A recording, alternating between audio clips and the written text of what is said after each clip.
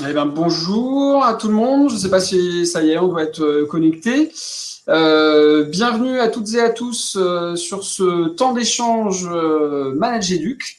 Alors, je rappelle que ManageEduc est une plateforme, un espace collaboratif d'échange et de pratique à destination des cadres du système éducatif, qui comprend quelques 3000 abonnés maintenant, et c'est un lieu d'échange et de partage d'outils et de ressources. Je suis Thomas Gilbert, je suis proviseur adjoint en lycée polyvalent à Nantes, où une grande partie de mon activité est centrée sur la section d'enseignement professionnel de 430 élèves, tous en filière industrielle, donc beaucoup de garçons.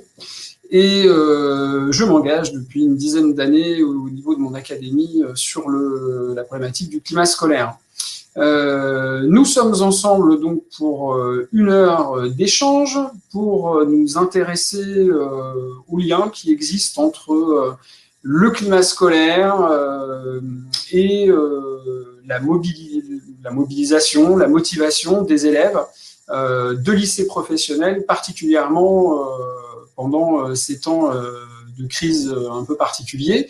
Et plus précisément, on va s'intéresser à la question comment utiliser les leviers du climat scolaire pour favoriser la motivation de nos élèves.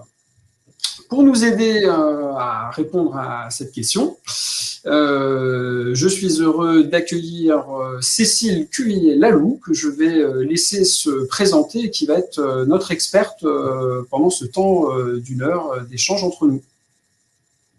Merci Thomas. Bonjour à toutes et à tous. Donc je suis Cécile Cuvillier-Laloux. Je suis IAIPR établissement vie scolaire sur l'Académie de Reims. Et puis j'ai travaillé auparavant à la DGESCO au sein de la mission ministérielle de prévention et de lutte contre les violences en milieu scolaire, et encore un peu avant à l'ESN-ESR, avant que ça ne s'appelle IH2EF. J'ai reconnu un certain nombre de noms déjà bien connus pour moi dans la liste des participants. Donc, je suis très heureuse d'être avec vous ce soir. Alors, vous êtes toutes et tous invités, si vous le souhaitez, à poser vos questions, évidemment, à Cécile sur le chat de ManageEduc. Pour commencer, Cécile, quel est l'état du climat scolaire aujourd'hui dans les lycées professionnels? Alors, j'aurais envie de dire que d'abord, il y a eu des variations au fil de cette année scolaire 2020-2021. On a eu en début d'année une période plutôt calme, étonnamment calme même. Moi, un certain nombre de collègues en établissement m'exprimaient cet apaisement qui était presque oui, inédit, enfin pas inédit, mais en tout cas inhabituel dans leurs établissements. Et puis, on a vu apparaître au fil du temps des problèmes de comportement liés, des tensions interindividuelles, que ce soit entre élèves, que ce soit avec les adultes. Finalement, alors que l'ensemble des éléments du protocole sanitaire avaient été bien compris et pris en compte par les élèves comme un élément supplémentaire du règlement intérieur, eh bien, il y a eu un phénomène d'usure qui s'est observé alors avant les vacances d'octobre-novembre, et puis de manière un peu croissante jusqu'au congé de décembre, où on a vu là des taux de signalement beaucoup plus importants de faits de violence ou de problématiques de comportement. Ce qu'on observe aussi, c'est une variation entre établissements.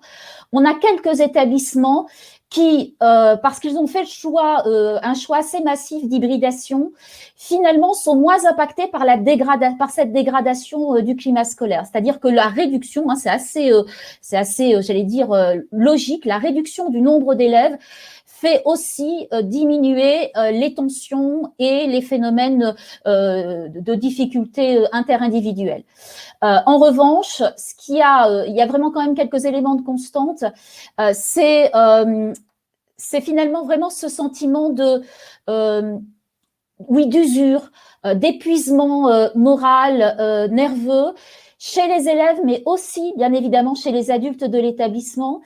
Et on voit que c'est souvent corrélé à des problématiques d'incertitude et d'angoisse. Alors, bien évidemment, en partie sur les examens, sur un certain nombre d'échéances. Chez les personnels, il y a vraiment une inquiétude sur l'impact qu'aura sur la formation des élèves de cette crise sanitaire. Et chez les élèves, alors on pourrait croire finalement que les élèves de lycée professionnel sont moins impactés que les élèves de lycée d'enseignement général et technologique, mais je suis pas si sûre, hein, parce que moi, ce que j'entends et ce que j'observe, c'est vraiment qu'on a aussi des jeunes qui sont très inquiets par le fait qu'un certain nombre de leurs activités ne sont plus possibles ou sont fortement dégradées. Il y a des gestes professionnels qui ne peuvent plus être appris de la même manière, avec des plateaux techniques qui sont en partie inexploitables ou qui ne sont que partiellement exploités, avec des PFMP qui sont beaucoup plus compliqués. On voit très bien effectivement qu'un certain nombre de formations sont plus menacées que d'autres. Alors, bien évidemment, on pense à tout ce qui concerne l'hôtellerie, la restauration, mais aussi à ce qui peut concerner les soins à la personne, où on a, nous, pas mal de jeunes qui ont débuté leur période de stage et sont finalement obligés de s'arrêter assez rapidement parce qu'il y a des clusters, des choses comme ça qui se déroulent dans les établissements où ils se trouvent. Donc, il y a une angoisse chez ces jeunes, concernant leur on va dire la qualité de leur formation, en tout cas la manière dont ils vont pouvoir réellement profiter de cette année. De l'année dernière, ils ont déjà été fortement impactés, on le sait, pour effectivement arriver à cheminer dans leur formation. Et puis je terminerai en disant que c'est vraiment quelque chose qui est vraiment en écho avec ce que les personnels ressentent. Et qui est renforcé par la crainte de finalement, soit dans la poursuite d'études, soit dans l'insertion professionnelle à venir, d'être aussi impactés par les conséquences de cette crise sanitaire. Donc, quel marché d'emploi vont-ils trouver s'ils s'insèrent professionnellement juste après le lycée professionnel? Est-ce que leur formation aura la même valeur et donc est-ce qu'ils vont être finalement au même rang pour prétendre à l'emploi? Et s'ils sont sur la poursuite d'études, est-ce que finalement ils seront capables de suivre dans le sup, parce que là aussi peut-être moins bien préparés sur un certain nombre de domaines.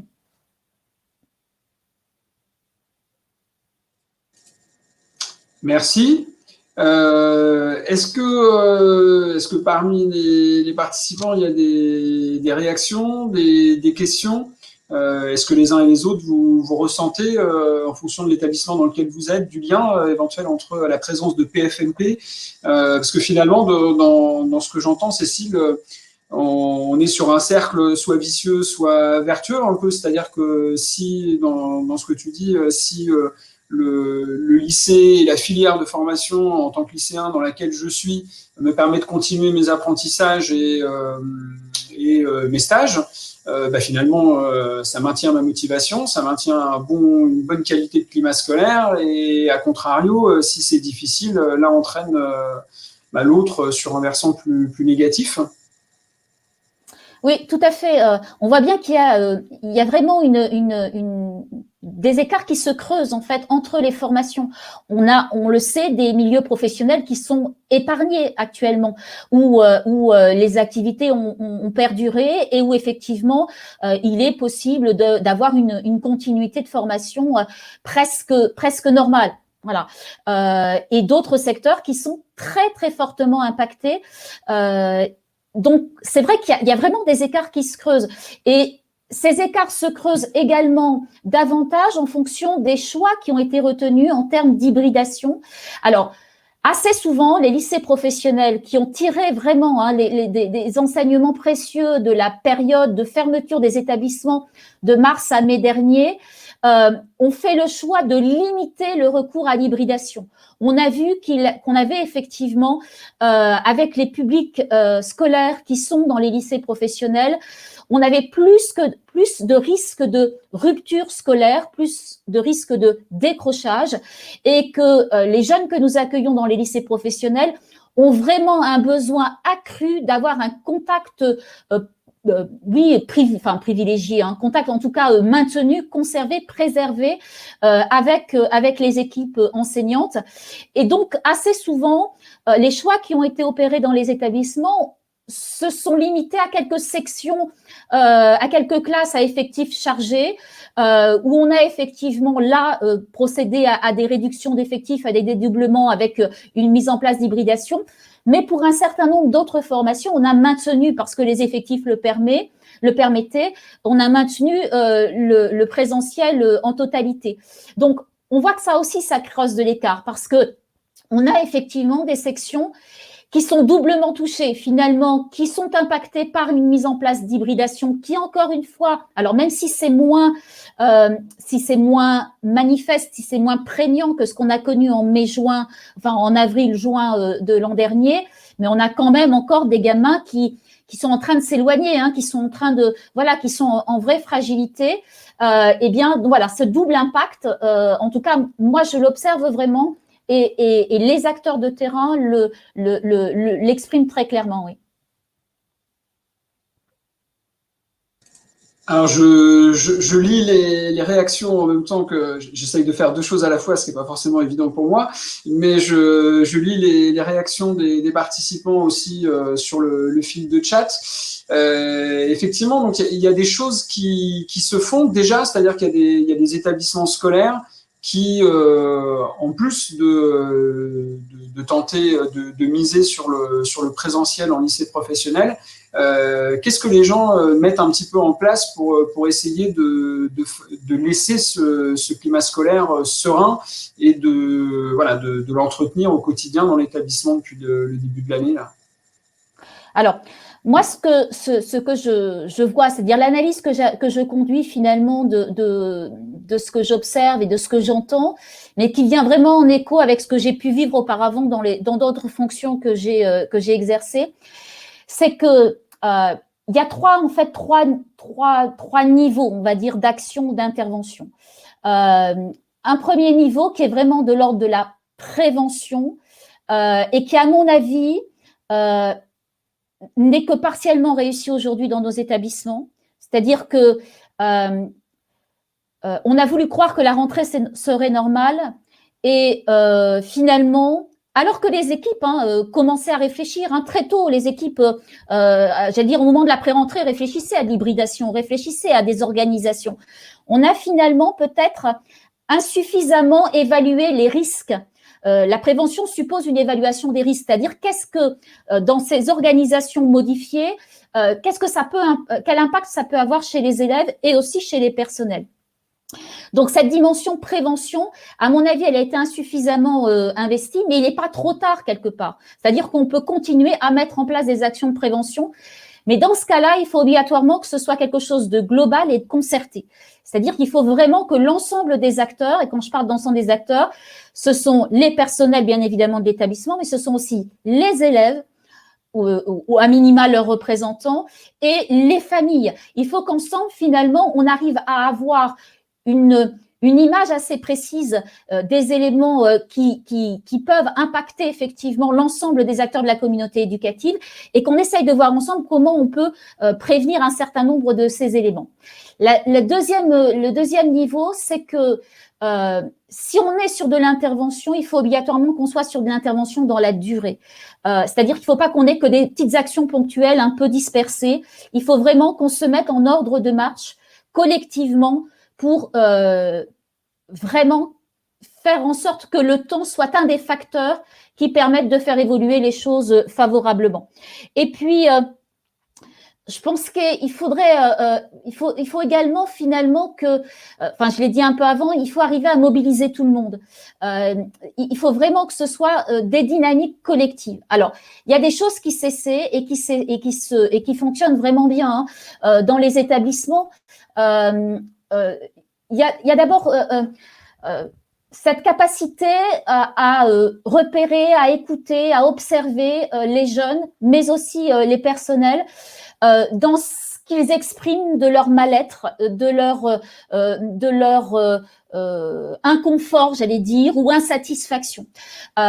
Donc il y a pas mal de choses autour de l'accueil de la parole, autour du croisement des ressentis, mettre des mots sur ce qu'on ressent pour arriver à dépasser finalement ce qui à un moment donné nous heurte ou nous limite, voire nous blesse ou nous inquiète.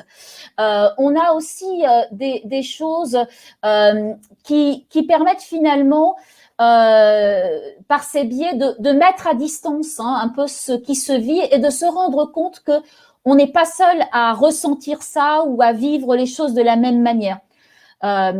On voit aussi, alors c'est quelque chose que j'ai pas évoqué tout à l'heure, mais ce qu'on voit aussi, c'est des phénomènes de repli ou d'isolement. Alors c'est plus ou moins renforcé par la mise en place de l'hybridation, mais même lorsqu'on est en présentiel, on voit qu'un certain nombre de jeunes expriment vraiment de la souffrance.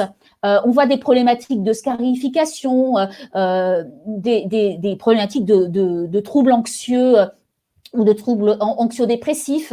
Et on voit effectivement un certain nombre de jeunes qui s'isolent, qui se replient sur eux-mêmes.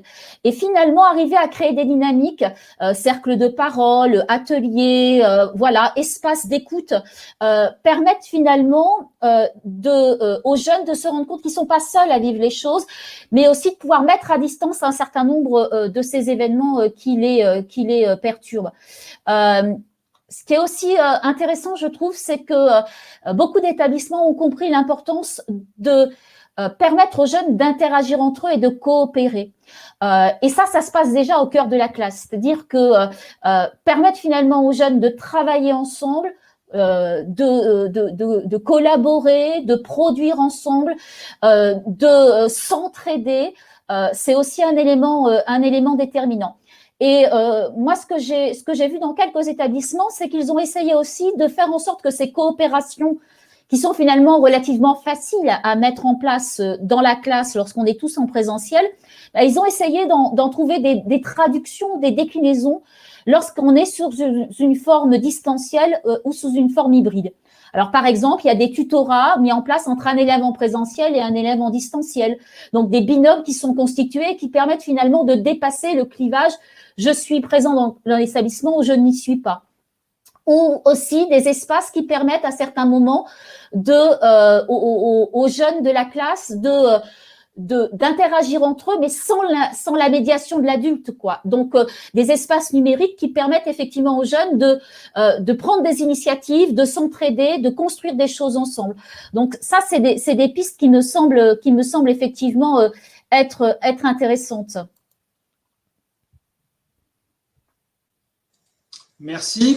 Alors, je pense que ça rentre pile poil, comme on dit, pour parler trivialement, dans les échanges que je vois là sur le fil de discussion. En fait, ce que les gens mettent ce que nous mettons en place, moi aussi, hein, je me retrouve dedans, c'est effectivement si on n'a pas investi la problématique des compétences psychosociales ou on peut les appeler autrement, mais voilà, en fait, c'est le moment effectivement où on se met dedans quand même, vu le contexte. Quel est le lien un petit peu dans la perception des choses entre l'approche par compétences psychosociales, ce qu'on appelle le CARE, qui est très à la mode en ce moment dans l'éducation, parce que c'est quelque chose qui existe depuis longtemps? Oui, alors effectivement, on voit bien que là où on résiste le mieux, c'est parce qu'on a effectivement ce potentiel, parce qu'on a eu un travail en amont autour des compétences psychosociales, des compétences socio-émotionnelles, parce qu'on sait finalement aussi déjà rentrer finalement dans une démarche de résilience finalement, hein, c'est-à-dire qu'on n'est pas seulement impacté par les événements ou le contexte, mais on est déjà en capacité de prendre de la distance, de mettre des mots, je l'ai dit tout à l'heure, mais effectivement d'être aussi sur cette compréhension finalement de ce qu'on ressent ou de ce qu'on vit et cette manière d'y réagir. Alors là encore une fois, il n'est pas trop tard, hein, c'est-à-dire que des ateliers autour des compétences psychosociales apparaissent vraiment moi je dirais indispensable. C'est presque pas une option, quoi. Il faudrait effectivement qu'on puisse mettre en place des actions autour de ces composantes-là, parce qu'elles vont effectivement, alors d'abord aider nos jeunes à aller mieux, à effectivement se réparer. Hein. Moi, je pense qu'on est un peu dans l'ordre de la réparation et de la restauration.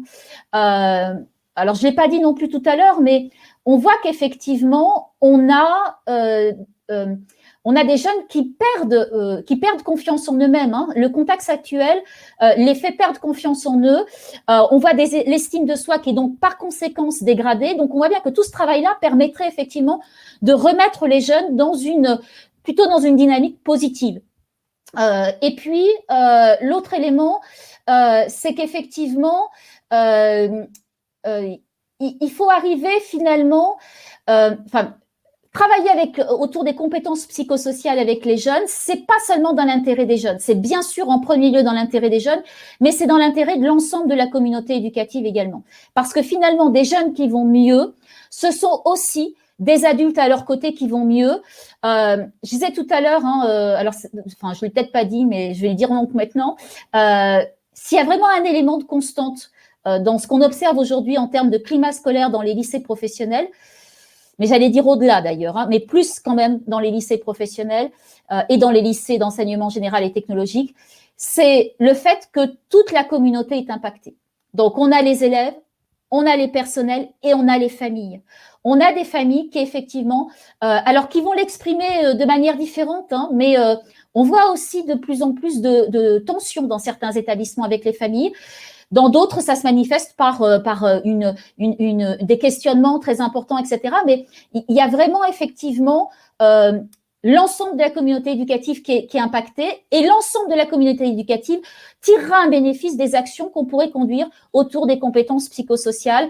Et puis, encore une fois, hein, si on arrive à développer tout ce qui est comportements prosociaux, entraide, solidarité, on voit bien que c'est parce qu'on est ensemble qu'on arrive à faire face à une crise et à la dégradation du climat scolaire. C'est vrai que c'est certainement pas en étant isolés et en étant finalement dispersés les uns et les autres, mais c'est finalement en mettant de la cohérence et de l'action collective pour effectivement faire évoluer les choses de manière significative. Alors, j'ai vu passer oui, j'ai dit tout à l'heure 3 niveaux, hein, prévention, intervention. Le 3e niveau, pour moi, c'est vraiment d'adopter la démarche du climat scolaire. Certes, on a une dégradation du climat scolaire, donc en soi, ça justifie de recourir à une démarche d'amélioration du climat scolaire. Mais au-delà de ça, je crois que par rapport à la crise particulière que nous sommes en train de vivre et qui dure, hein, qui vraiment nous assomme tous, hein, je crois qu'on est exactement au même niveau, on voit bien que si vous reprenez les 7 leviers ou 7 domaines du climat scolaire, on peut trouver dans chacun de ces domaines des éléments qui correspondent précisément au contexte que nous vivons actuellement et sur lesquels on peut agir. Hein. Donc, c'est ça le 3e niveau, c'est-à-dire adopter une démarche globale d'amélioration du climat scolaire sans négliger aucune des dimensions. Il s'agit vraiment d'avoir une approche systémique et d'éviter d'être comme je disais tout à l'heure, sur du ponctuel, sur du dispersé, qui finalement n'impacte pas, n'a pas d'effet durable et massif. Hein. Il faut vraiment avoir cette approche très large. Alors effectivement, c'est le moment idéal pour ressortir ou replonger dans les dossiers thématiques de ManagerEduc. Il y a aussi beaucoup de choses sur être prof pour les collègues enseignants, de manière à aborder ces questions-là et à favoriser le développement des compétences psychosociales au quotidien et pas que sur des actions coup de poing ou sur une journée. Voilà. J'ai vu ça passer aussi dans le fil de discussion et j'en ai entendu parler aussi brièvement dans la presse. On a des retours d'études un peu sérieuses sur la notion d'empathie et sur ce fameux port du masque qu'on nous impose par rapport aux relations interindividuelles. Alors, moi, je n'ai pas connaissance d'études scientifiques qui ont effectivement, qui portent sur cet objet. Je pense effectivement que, enfin, c'est pas que je pense, c'est que on a bien vu, et je trouve que c'était surtout en début d'année, hein, je vous l'ai dit tout à l'heure, sur les premières semaines, nous on appelait ça l'effet masque, hein, c'est-à-dire qu'on avait vraiment l'impression que le masque finalement modifiait le comportement des élèves en salle de classe, mais aussi dans les lieux partagés, les lieux communs. Alors, ça n'a pas obligatoirement perduré partout. Il reste, je vous le disais tout à l'heure, il y a des endroits où ça reste calme, mais essentiellement parce qu'on est passé à une hybridation qui réduit de manière drastique le nombre d'élèves, voilà, et les pressions, on va dire, diverses. Avec le temps, on voit bien que cet effet masque, il s'est un peu estompé quand même, hein, et on a aujourd'hui davantage un phénomène d'usure du protocole sanitaire, un phénomène de fatigue de ces contraintes. Il faut aussi penser qu'un certain nombre de nos jeunes, hein, de lycées professionnels, mais de lycées en général, quand ils sortent des établissements, et ben voilà, il y a plus, c'est le couvre-feu, et donc il n'y a pas les activités de retrouvailles entre amis. Enfin voilà, enfin je veux dire, il y a un certain nombre de choses. Alors il y a peut-être des choses qui se font de manière un peu, voilà, un peu non conforme ou je ne sais comment, mais globalement, on a quand même des jeunes qui sont privés aussi d'une partie de leur vie sociale. Leur vie sociale se résume à ce qu'ils vivent dans l'établissement. Et on voit bien que ça leur pèse de plus en plus, hein, comme ça nous pèse à nous. Hein, et je suis tout à fait d'accord avec vous. Hein, on est tous concernés, hein, personnel d'encadrement, personnel enseignant, personnel éducatif, élèves. On est tous effectivement concernés. Et cette lassitude, ce poids finalement. Alors, je parlais l'autre jour d'effet plomb. Hein, on a vraiment l'impression qu'il y a une chape là qui s'est posée sur nous, qui pèse de plus en plus et qui finalement nous amène à un inconfort de moins en moins bien vécu, supporté. Et donc, ça génère effectivement, ça génère des manifestations diverses. Alors, on a, comme je disais, plutôt des comportements anxieux ou anxio-dépressifs. On a du repli de l'isolement, on a de la tension interindividuelle et des comportements un peu plus violents, de l'irritabilité, de la nervosité, voilà, là où des choses se passaient de manière tout à fait naturelle, on va aujourd'hui avoir des choses qui sont un peu plus compliquées, même parfois dans la salle des profs ou dans l'établissement. Hein, donc on a vraiment cet effet-là.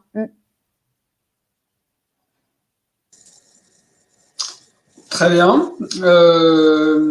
Est-ce que, du coup, on arrive à peu près à notre demi-heure d'échange?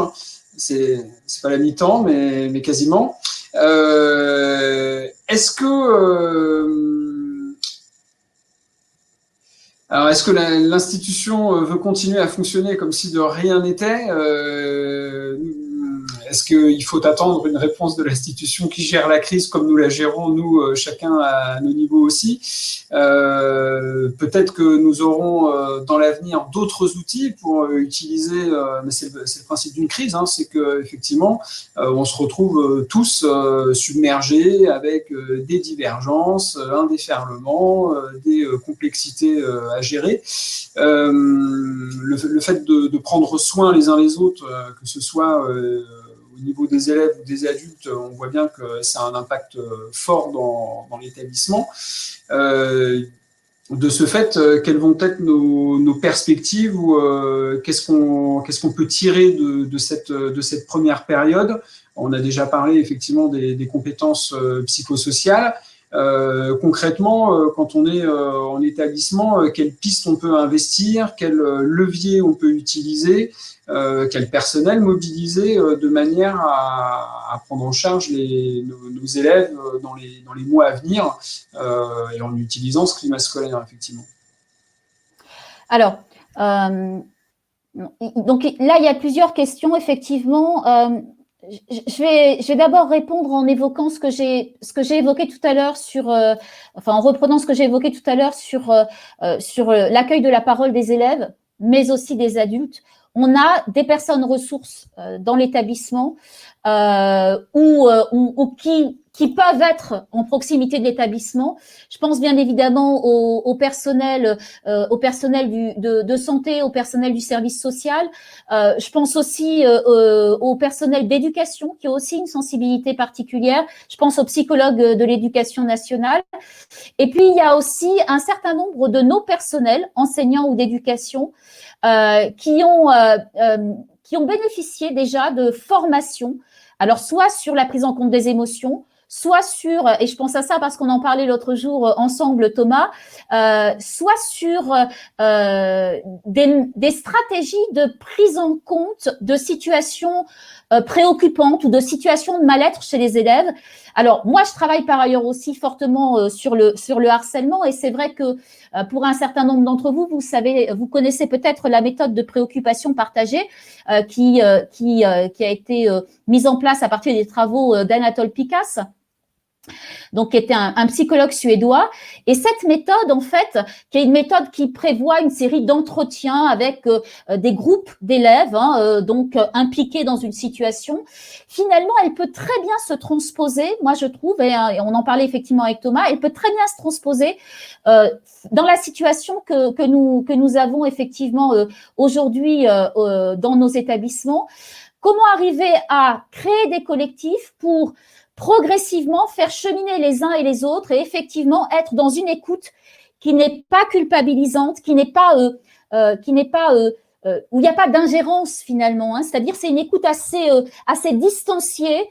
On est plus dans la diplomatie, hein, c'est-à-dire dans l'accompagnement de la prise, de la mise en mots des ressentis, et dans une évolution collective où le groupe va vraiment être un élément constitutif de l'amélioration que chacun peut en retirer. Donc ça, c'est un premier élément que j'évoquerai.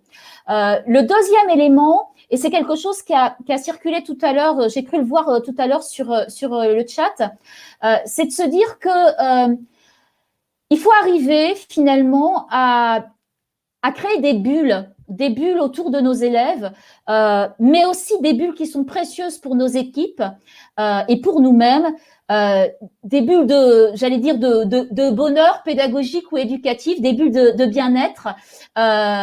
D'abord, par exemple, en vraiment accordant une attention particulière à la qualité de vie dans nos établissements.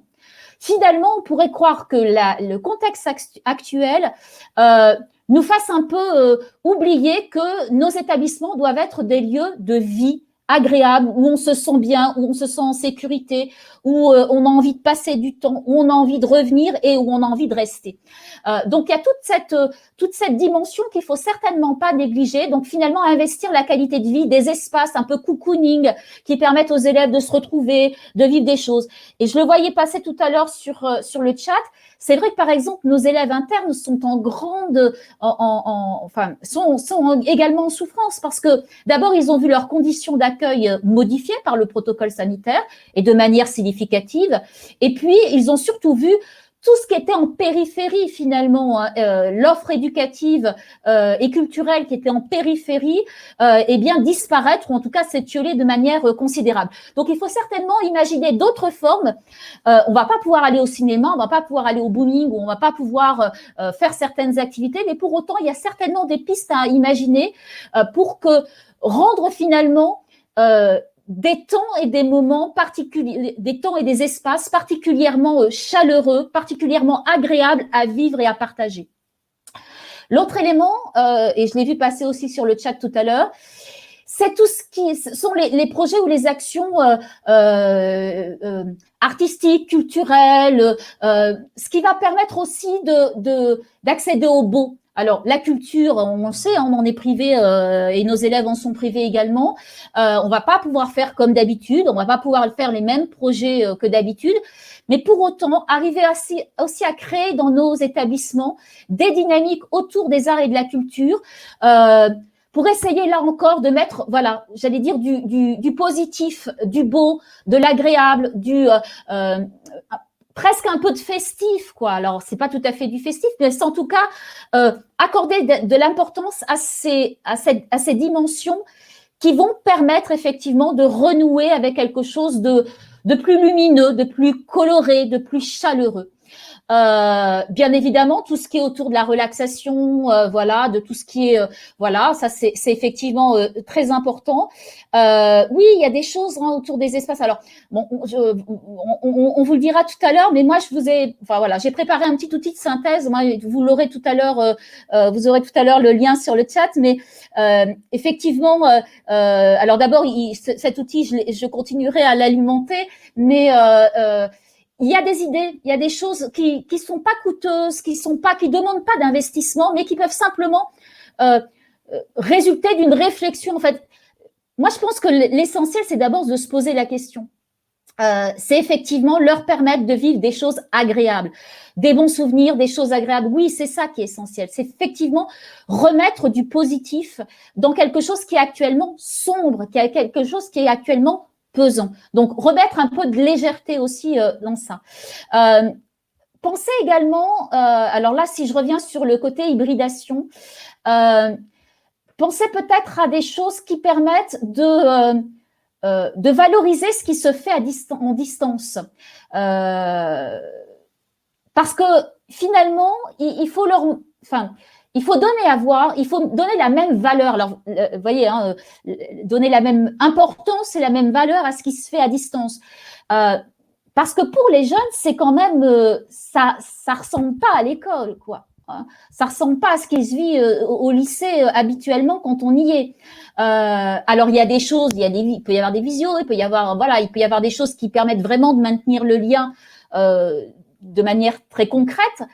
Mais il y a aussi quand même du temps qui va un peu se détendre, hein, qui va un peu voilà, il y a de la distance qui se crée, il y a du temps qui se détend, et c'est important finalement de donner vraiment de la valeur à ce qui va être réalisé à distance. Et je trouve que on devrait finalement privilégier pour le distanciel, c'est-à-dire que finalement il ne faut pas proposer la même chose à distance qu'en présentiel.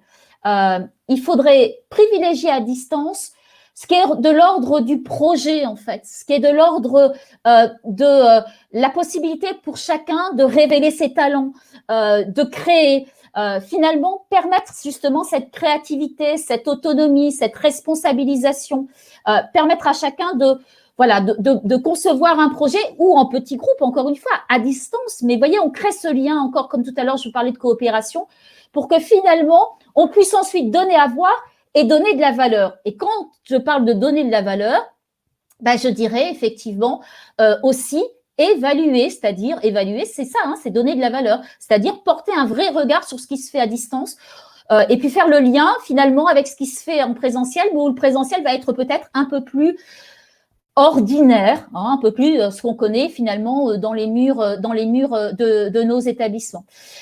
Et je suis d'accord avec vous, il faut obligatoirement investir les instances où les élèves ont la parole, où les élèves sont porteurs de propositions. Je l'ai dit tout à l'heure, il faut que tous les acteurs soient engagés, mais il faut effectivement qu'il y ait des choses qui soient vraiment vraiment portées, initiées par les élèves et dont ils sont les acteurs en termes de réalisation. Donc ça, c'est effectivement important. Qu'est-ce que je peux dire encore sur les pistes? Oui. Bon, je pense avoir fait à peu près le tour là. Peut-être, je sèche un peu là. Alors, si je comprends bien, je vois deux pistes en fait à creuser. Les deux sont assez liés puisque ça consiste à créer du temps ensemble, du temps partagé, que ce soit pour les adultes ou pour les élèves et pour les deux. Et dans ces deux pistes, il y en a une qui fait attention à la parole, à avoir des lieux de parole. Je voyais sur le fil de chat, effectivement, pourquoi pas des temps de vie de classe animé avec la PsyEN, avec d'autres professionnels qui sont habitués à la distribution de la parole et créer des temps d'échange. Il y a beaucoup de choses, hein, effectivement, qui se font, des cercles de parole, voilà, ou des heures de classe animées sur des principes de communication positive, non violente. Et puis, dans un autre aspect, le fait d'être dans une dynamique de projet, de pouvoir favoriser l'expression, la valorisation, de manière à peut-être pas garder le nez collé sur la crise actuelle et ses mauvais côtés, et trouver un petit peu de couleur en regardant par la fenêtre. Oui, il faut ouvrir des fenêtres, c'est ça en fait. Il faut arriver à ouvrir des fenêtres sur un ciel bleu, sur un horizon dégagé. Et ça, c'est possible parce qu'on va créer des conditions favorables et effectivement garantir que les dynamiques qu'on va arriver à installer au cœur de la classe et entre les élèves et dans l'établissement, elles vont effectivement permettre de se projeter, hein, c'est l'idée même du projet, et puis de vivre des choses un peu différemment. Il y a aussi un élément, important hein, quand on parle de climat scolaire. Alors, je détournerai un peu. Hein, quand on est dans le climat scolaire, on parle de justice scolaire. En fait, je le détourne pas totalement, hein, parce qu'on est bien dans le cadre dans le registre de la justice scolaire. Mais c'est effectivement garantir que tous les élèves finalement, que tous les élèves puissent s'en sortir finalement le mieux possible. Or, on sait très bien quand même que tous les élèves n'ont pas les mêmes chances de s'en sortir là en ce moment par rapport à la crise sanitaire. Alors, je veux dire par là que et c'est pour ça que ça a une résonance d'autant plus importante dans nos lycées professionnels, parce qu'on y trouve effectivement, pas exclusivement, mais quand même des publics scolaires qui sont plus fragilisés, qui nous arrivent souvent après des parcours un peu chaotiques scolairement, qui nous arrivent parfois aussi avec des parcours de vie un peu difficiles. Alors, c'est pas le cas de tous, bien évidemment, mais c'est le cas d'un certain nombre d'entre eux. Et on sait très bien que lorsqu'il y a crise, quelle que soit la crise, lorsqu'il y a dégradation du climat scolaire, et là, il y a des études pour le coup qui le prouvent, eh bien, ce sont ces jeunes qui sont les plus impactés. Alors j'ai souvent, moi, c'est un peu caricatural, hein, c'est un raccourci qui vaut que ce qu'il vaut, mais et donc peut-être pas grand-chose. Mais moi, j'ai souvent, c'est pas nos gamins qui vont le plus souffrir. Alors certes, nos gamins vont aussi être impactés par ce qu'ils vivent, mais nous allons avoir, nous, une capacité à les accompagner justement dans cette distanciation, les protéger en quelque sorte. Et pour un certain nombre de nos jeunes qui sont dans nos lycées professionnels, ils ne vont pas trouver cet appui, cette compréhension, ce soutien en dehors de nos murs. Et donc, il faut que finalement, on soit, en termes de justice scolaire, en capacité d'offrir plus aussi à certains, parce qu'ils vont avoir besoin de plus, parce qu'en tout cas, ils n'auront que nous pour leur apporter cette écoute, ce soutien, ce réconfort, et puis les rassurer aussi de ce qui pourrait des conséquences qui pourrait y avoir. Je crois qu'il faut vraiment arriver à rassurer nos jeunes sur certes, cette période, elle ressemble à rien de ce qu'on a connu, mais quelque part, on va la traverser et on arrivera à la traverser et on arrivera à se relever de cette période-là. Donc, on a vraiment effectivement un travail important à conduire dans ce domaine-là. Voilà, je pense que ça, c'est vraiment essentiel. Il y a un élément aussi, on parlait de crise, hein, tu l'évoquais tout à l'heure, Thomas. Alors, il y a peut-être quelque chose qu'on n'a pas eu le temps de faire. Alors, je ne reviendrai pas sur la question qui portait tout à l'heure sur l'institution et le fait que, voilà, est-ce qu'elle continue à faire comme si tout était normal. Je l'ai dit tout à l'heure, hein, moi, je pense qu'on a raté quelque chose à la rentrée. Hein. En pensant que la rentrée était normale, on a raté quelque chose. Pour le coup, l'institution a certainement, effectivement, une question à se poser sur la manière dont elle a appréhendé les choses. C'est une position personnelle. Hein, bon, je crois de la même manière, on a peut-être… Alors, on n'a pas eu le temps. Je pense que c'est d'abord une question de temps. Mais ça veut dire qu'il faut être vigilant et il faudra obligatoirement prendre le temps de le faire. Quand on est face à une crise, il faut obligatoirement qu'on ait ensuite un retour d'expérience, un rétex. Pour celles et ceux parmi vous qui ont fait une formation gestion de crise, vous savez que c'est essentiel.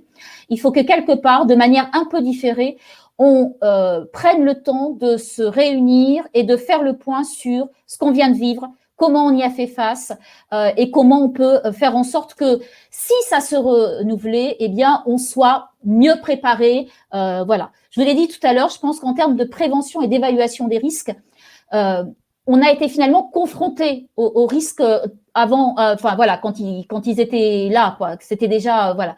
Donc, on aurait certainement effectivement des choses voilà, à améliorer de toute façon, en tout cas des choses à apprendre de ce qu'on a vécu. Et ça sera à mon avis un point de vigilance. Et pour tout, hein, sur nos organisations, sur nos relations, sur notre communication, et puis sur la manière de prévenir effectivement un certain nombre de risques, ou si on ne peut pas les prévenir, parce qu'il y a un certain nombre de risques qui sont inhérents à la crise, comment on peut… alors, je vais dire outiller, mais au sens le plus large possible, nos élèves pour y faire face. Et on revient sur les compétences psychosociales, par exemple. On revient sur le care.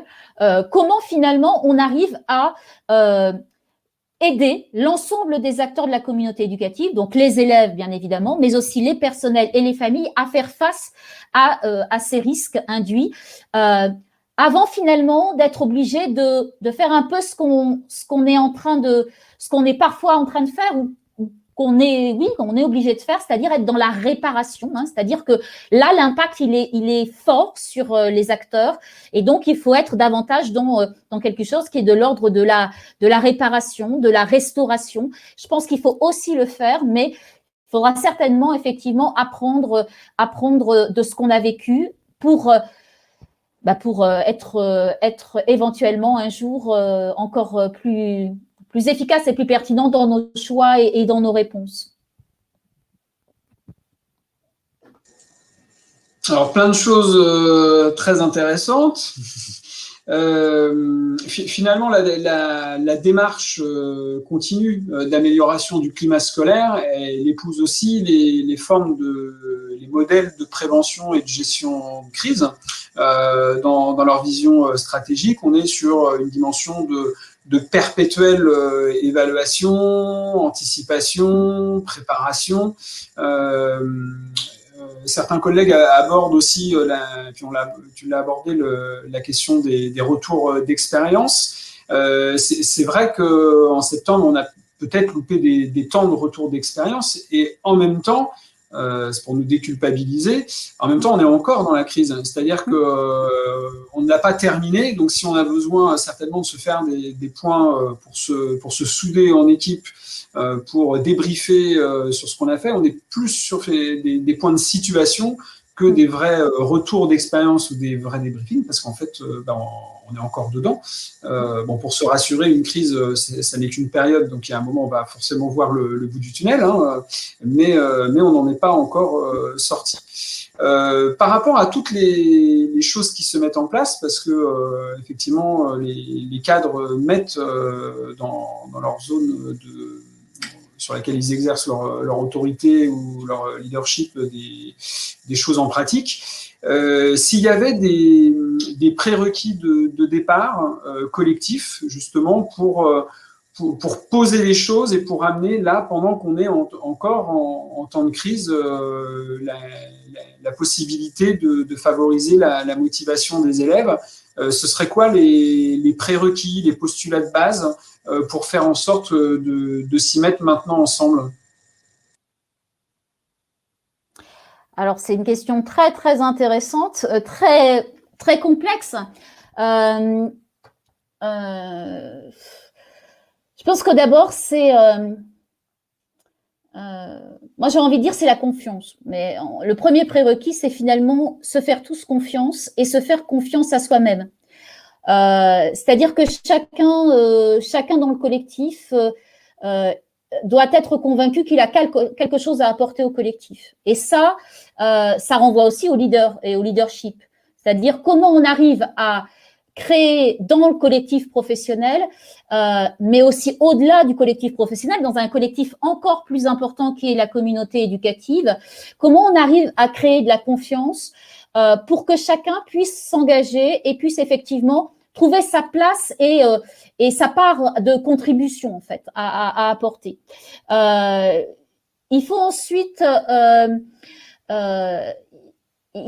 du temps, ça c'est évident. Pour moi, c'est un deuxième prérequis. Du temps qui n'est jamais du temps perdu. C'est-à-dire que, en fait, il y a peut-être des choix à faire, et je trouve qu'il y a vraiment des idées super intéressantes. Là, j'ai vu la rando philo, moi, je trouve ça génial.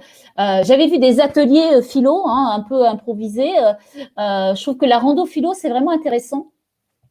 Voilà qu'on pourrait se dire, bah ça, est-ce que vraiment, est-ce que c'est, vous pourriez trouver des gens qui vous trouvent, qui arrivent à vous dire, ouais, mais ça c'est pas prioritaire. Quand ils sont dans l'établissement, il faut rentabiliser au maximum, il faut faire des apprentissages, et on va pas aller se balader et puis discuter du bonheur ou je ne sais trop quoi. Non, parce que justement, on voit bien que c'est pas perdre du temps, c'est au contraire du temps particulièrement utile et fertile pour qu'en finalement on ait une garantie de garder nos élèves, de les garder dans un mouvement effectivement très positif, et de pouvoir aussi chacun avoir le plaisir effectivement d'être ensemble et d'échanger ensemble et voilà. Et puis je crois qu'il faut aussi accepter finalement d'essayer et peut-être de pas réussir tout de suite, de tâtonner en se disant que chaque petit pas en fait et effectivement chaque petit pas est un pas qui permet d'avancer. Il faut pas vouloir peut-être tout faire et aller trop vite ou aller ou vouloir atteindre effectivement l'horizon tout de suite. Il faut accepter d'avancer petit à petit, parfois avec l'impression de devoir reculer parce qu'on s'est trompé. On apprend aussi de ses erreurs et dans une situation telle que celle-ci aussi. Il faut arriver à aussi dédramatiser éventuellement les flous, les erreurs qu'on a pu commettre, parce qu'on en tire quelque chose toujours. Donc, moi, j'aurais envie de dire ces trois prérequis-là. La confiance, le temps, et puis se donner effectivement la possibilité de tâtonner, de construire progressivement par une méthode des petits pas qui permet d'assurer l'avancée sans prendre trop de risques, parce qu'il ne faut pas non plus se mettre en difficulté, mais de cheminer favorablement. Et toujours collectivement, toujours collectivement. Le collectif, pour moi, c'est la dimension indispensable. Oui, un des éléments que tu soulignes et qui sont de taille, c'est que peut-être que dans cette période, on aurait aussi tendance, nous, personnel d'encadrement, à vouloir en faire plus pour répondre à la demande de cette situation.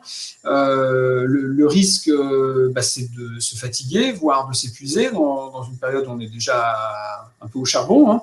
Et peut-être que la démarche des petits pas, c'est une bonne idée à retenir, parce qu'on pourrait être tenté aussi de se dire « j'ai pas fait assez ». Je vais monter un dispositif ou me lancer dans une démarche qui peut être chronophage, fatigante, etc. Et peut-être, on voit à travers les exemples, là, il y a des choses très positives qui sont faites pour les élèves, pour les équipes, mais qui ne sont pas nécessairement énormes d'un point de vue de mise en place de dispositifs. Oui, moi je suis tout à fait d'accord. Je suis convaincue qu'effectivement, la solution, elle va passer à minima par là. Et c'est vrai que non seulement je veux dire, on voudrait faire beaucoup, on voudrait faire plus vite.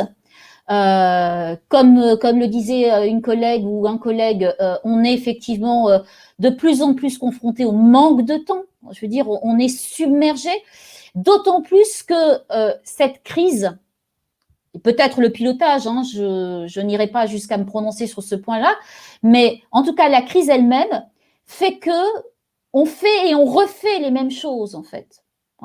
On construit et on déconstruit et on reconstruit. Combien de fois on a refait les organisations, combien de fois on a repensé la mise en place, les éléments un peu organisationnels, les déplacements, la répartition des espaces, les fréquentations, etc. Finalement, il y a effectivement… alors, j'allais dire, il faudrait arriver à… Là aussi, le collectif doit faire effet masse, j'allais dire en quelque sorte. C'est-à-dire, il doit donner la force. Il faudrait arriver à prendre de la distance pour arriver à poser les choses, à être plus serein et à éviter peut-être d'être dans une permanente remise en question de tout ce qui se fait. Voilà. Et oui, c'est vrai, je suis tout à fait d'accord. Le paradoxe, il est vraiment là. Chers collègues, c'est effectivement de se dire, mais aujourd'hui, finalement, le contexte, il a plutôt tendance à nous isoler. Par exemple, on n'a plus de possibilité de convivialité entre collègues. On voit bien qu'il y a ces phénomènes-là. Donc, il faut arriver à dépasser ça pour arriver à recréer, enfin, en tout cas, à maintenir le lien. J'espère qu'on n'est pas encore tout à fait dans le recréer le lien. Maintenir le lien, privilégier, enfin, préserver ce lien pour effectivement garantir qu'on ne se sente pas seul. Mais on est tous exposés à ça. On est tous exposés à ça. Et ça, c'est, à mon avis, un enjeu majeur là-dedans. À ce niveau-là, il faut vraiment qu'on arrive à maintenir ce collectif, à maintenir cette cohésion. Et ça, je trouve qu'on avait vu des choses très intéressantes. Et j'ai vu aussi tout à l'heure passer quelque chose sur le chat. L'an dernier, effectivement, il faut tirer aussi. Il y a plein de choses qui sont imaginées pendant ces périodes complètement anormales pour effectivement arriver à les transférer, on va dire, lorsque on redeviendra on retrouvera quelque chose de tout à fait ordinaire. C'est cette capacité qu'ont eu les collègues à s'entraider, à rester unis, à faire cohésion, à coordonner leurs actions. On a vu des choses remarquables l'an dernier, on continue à en voir. Il faut qu'on arrive à maintenir ça, malgré l'épuisement, je suis tout à fait d'accord. Je crois aussi que c'est ce qui nous permettra de tenir face à la fatigue et face à cette corrosion finalement que la crise peut avoir sur chacun de nous.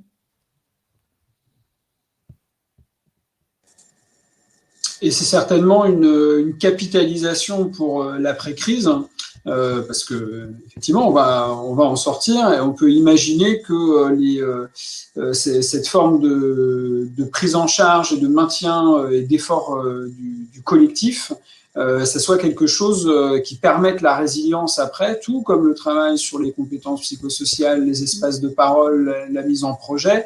Une fois qu'on sera sorti de ça, ce sera certainement de bonnes expériences fédératrices du collectif qui aura vécu cette situation. Oui, tout à fait. Bon, on tient le bon bout, en fait. On y arrive. Je crois que quand on regarde toutes les propositions du chat, je pense qu'il y a vraiment des ressources incroyables. Et moi, ça Bah moi, c'est ma petite bulle de bonheur. Je sais pas si c'est pour ma dernière intervention, mais je dirais ma petite bulle de bonheur, c'est de voir que il y a effectivement plein de ressources, plein d'idées, voilà, il y a un foisonnement, une effervescence. Et c'est ça le collectif. Voilà, on en est une illustration ce soir. Voilà, nous, au-delà de la distance, on a aujourd'hui, là, on a partagé des choses et on repart. Alors moi, en tout cas, je repars avec plein de choses et je suis sûre que les uns et les autres, effectivement, voilà, vous partagez plein de choses et ça nous rend effectivement plus forts pour faire face à ce à quoi on est confronté. Alors, je pense que ça va être le mot de la fin, parce que je vois qu'on arrive à 1 heure d'échange où ça a été très intéressant et très riche. Effectivement, peut-être que c'est aussi une bonne période pour recentrer son temps et ses priorités sur, en fait, la question a été posée ou abordée plusieurs fois, la question du sens. Peut-être que le sens à avoir en ce moment, c'est justement de créer du collectif, de prendre le temps, de prendre soin de soi et des autres. Et puis, il y a d'autres aspects de notre travail qui sont peut-être secondaires en ces temps si particuliers. Je te remercie beaucoup, Cécile, pour la qualité de cette intervention. Et puis, merci à vous toutes et à vous tous d'avoir participé sur le chat. Je rappelle que le live sera disponible ensuite en replay. Et puis, je vous invite à creuser ces différentes questions sur ManagerEduc à travers ces différents dossiers thématiques. Et à bientôt pour de nouvelles aventures. Merci beaucoup. À très